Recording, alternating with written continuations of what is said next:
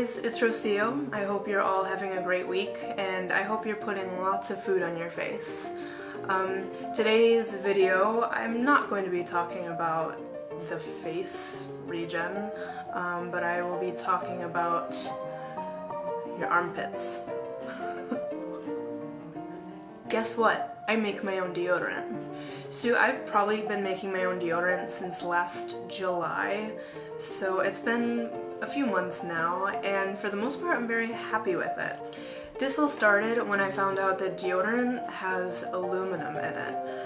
I think most store-bought deodorant is 17% aluminum, and the clinical strength deodorant is 20% aluminum. And if you didn't know this, aluminum is a carcinogen, so when I read that statistic, it kind of freaked me out. I wanted to look for other options for my deodorant.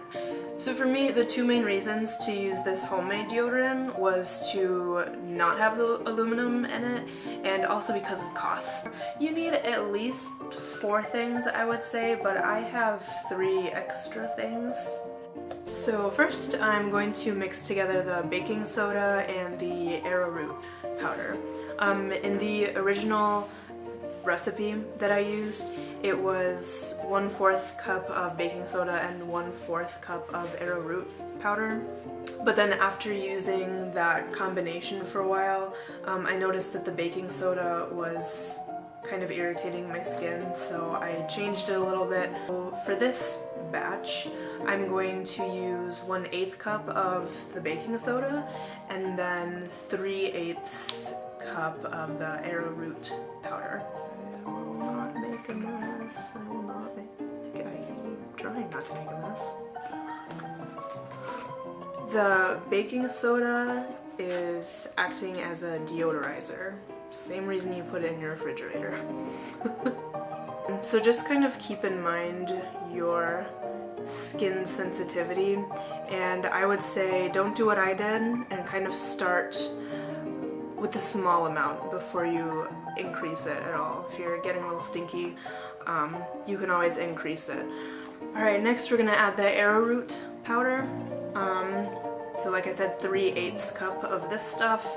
You can also use cornstarch, but this is going to be what absorbs the moisture or the sweat in your armpits.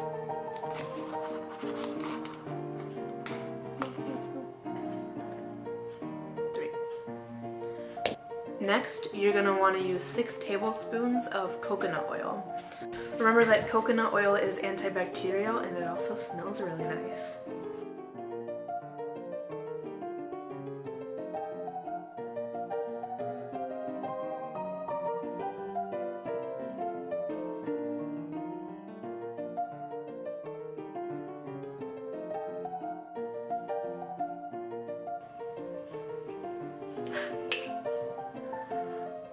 That's good enough. I think that's good enough. 6.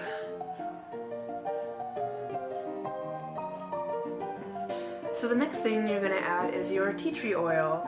And remember that tea tree oil is antibacterial, antifungal, and antiviral. You can add 3 to 5 drops of tea tree oil. When I first made this was the only oil that I used, and it was fine. So if you only use those 4 ingredients, it is not an antiperspirant. So I found some other oils can be used for antiperspirant. So that's originally why I found the neem oil, because I learned that neem oil can be an antiperspirant. So I will put about 3 drops of neem oil.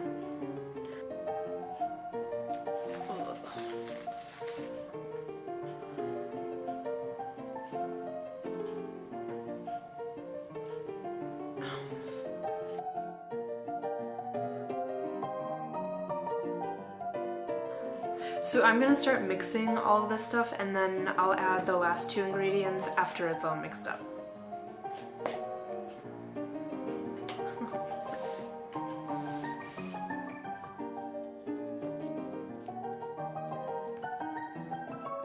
So now it's time for the last two ingredients, and these are also optional, just like the neem oil. I discovered sage oil. Sage oil can also be an antiperspirant, so that's why I'm adding the sage oil. And I also really like the smell of sage, so that's another reason I'm adding it. Alright, so in goes 4 to 5 drops of sage oil. Alright, and then last I'm gonna add some lavender oil, and this is actually new for me. I have not used lavender oil before, but because of its antibacterial properties and its smell, I'm gonna add some today.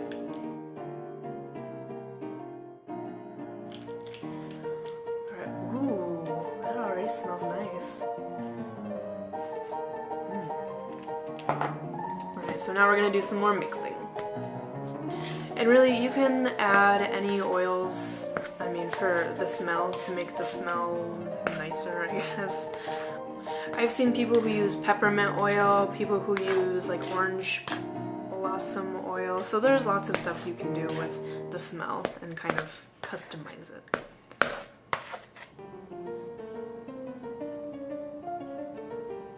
Alright, so when you're finished, you can put it in a glass jar, or you can put it in an empty deodorant container. I have this 8-ounce glass jar, and it pretty much fits in here perfectly. It comes right up to about here. If you want to use an old deodorant container to make it easier to use, you can do that, but I haven't tried it before. For me, it doesn't bother me to use my finger to get the deodorant out of the jar, but some of you guys, maybe you just don't like touching deodorant. Anyway, so I'm gonna put this in my jar.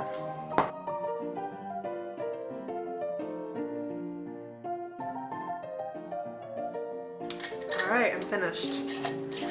It's still kind of liquidy right now, so when you're finished, you'll want to let it sit for a little bit so it will solidify more.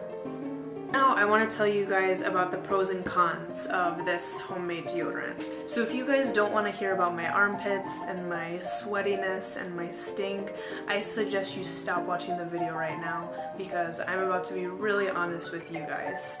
So let's start with the cons. So in the beginning, the baking soda was too harsh on my skin, so it actually would sting my armpits when I put it on, which is why I reduced the amount of baking soda. Occasionally it will still kind of sting, but for the most part I don't have a problem with it. Another thing I don't like, and I'm still kind of working on ways to prevent this, is it's really gooey when it goes on. So in the morning when I'm getting dressed, I'll put on my deodorant first, and then I kind of walk around with my arms out like this and let it air dry, and then I'll put my shirt on after that so it doesn't feel like sticky in my armpits. I guess kind of a con, depends on the person, I guess, is when you have to use your fingers to use it. Some people, when they use this, they will have oil stains on their clothing, and in the beginning this did happen to me. Once I became accustomed to how much I can use, I didn't really notice any other stainage on my clothing. So I forgot to mention that in the original directions I found for this, it said to just use a pea size of this deodorant. But I realized that even a pea size was too much, so maybe a little tiny baby pea size for each armpit. Alright, so now for the things that I really like about this deodorant. So I really do love the smell of this deodorant, but what I love even more is that after the whole day of working or doing whatever, your pits don't smell like anything. I remember using this last summer when it was really hot and humid outside, and the next morning I woke up, and usually you wake up and you're a little funky, but I sniffed my armpits and I didn't smell anything. Like, not the coconut, not any of the oils, nothing. So it really does deodorize. Before, I still would get kind of like wet under my arms, but after using the neem oil and the sage oil, I really, yeah, the sweat was I was really impressed with how much I did not feel the sweat under here. Of course, I like the fact that there is no aluminum in this deodorant. So one of the big things I really like about this deodorant is the cost. When I was first buying all the ingredients for this, I was getting a little bit nervous because coconut oil seems kind of expensive. All these oils seem a little bit expensive, but when I broke it down and looked at all of these costs, it ended up being a really good price. As a recent college grad, that's really important for me because I have no money. Let me break down the cost for you. Coconut oil can be anywhere from $8 to $11, so if we say that this was $9 and we use 6 tablespoons of it, it was about $1.93 for the coconut oil. I remember spending about $7 for the arrowroot powder, so if you're using 3/8 of a cup, it ends up being about 53 cents. This size box of baking soda, if you get Arm & Hammer, it's probably about $2.95. This is the generic brand, so it's probably even cheaper. So this ended up being 18 cents. Tea tree oil can also range in its price, but right in the middle is about $8.32. That's pretty specific, but let's say $8.32. This bottle of tea tree oil has 300 drops in it. We only use 4. So let's just say we use 5 drops of tea tree oil. That's 14 cents. Sage oil, this is the same size bottle, so also there are 300 drops in this whole bottle. We used about 4, so if we say we use 5, also around 14 cents. So lavender oil is a little bit more expensive, but this is the same size bottle as the sage and tea tree oil. So for 5 drops of this, it comes out to about 17 cents. So if this bottle is $9, what we used in this mixture was 4 cents. So altogether, the grand total is $3.13. So let's think about this for a second. If you're normally getting store-bought deodorant, this usually is anywhere from 2.2 ounces to 2.7 ounces. A lot of the brand names are around $3.50, maybe $3.90 something for 1 stick of deodorant. So you're paying $3.13 for over 3 times as much as a normal stick of deodorant. So some of you guys, I know you'll never want to try this, and that's fine, but for those of you who are kind of looking for an alternative, try it out and let me know what you think. So this is all I have for you guys today, and again, if you have comments, questions, sarcastic remarks, let me know. I will see you guys next time, and have a great life. And I hope you're having a great day.